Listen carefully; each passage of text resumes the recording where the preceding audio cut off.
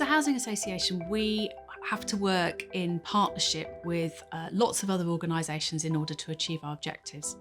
So one of the things we've done in this corporate plan is set out how we want to influence them in order to make it as easy as possible for us to do our job. So the first area we're really focused on is how we can increase the numbers of affordable homes in our communities.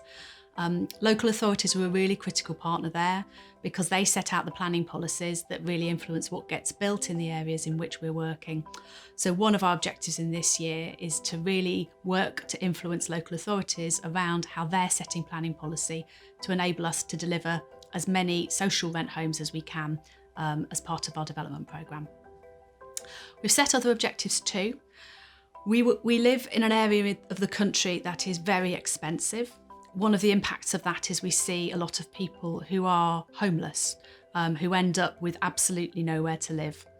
And one of the things that we've set ourselves as an objective in this period is, again, working with our local authority partners to change the sort of provision that is available for people who are homeless.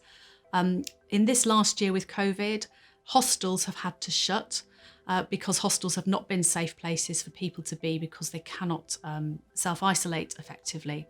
That's given us a real opportunity to make a move towards offering people permanent accommodation earlier, which is better for them and much better as a foundation to rebuild lives from. So one of the things we're looking to do is increase that as a model, both for us as a landlord, but also more broadly across the communities that we exist to serve. So that's a couple of the things that we're really focusing on this year.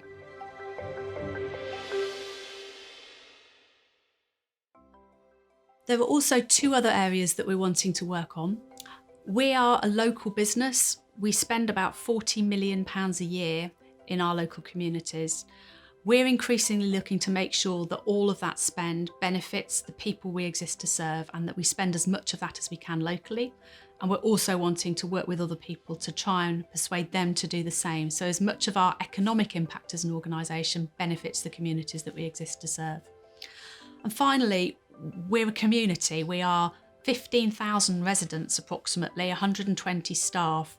We care about where we live, and we've got an awful lot of people with an awful lot of energy who want to put that time into making communities better places to be.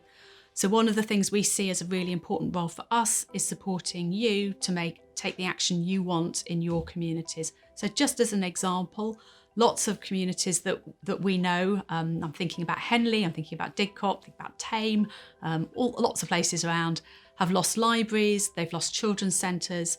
Now in some towns, people have pulled together to recreate those services for their own communities. We know how important they are. We've seen in this last year how much people really need those sorts of community services. And as an organisation, we want to support people who really want to see those sorts of things re-emerge in their communities to make those communities really fantastic places to live.